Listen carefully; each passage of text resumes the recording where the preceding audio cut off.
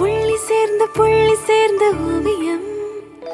உள்ளம் சேர்ந்த காவியம்,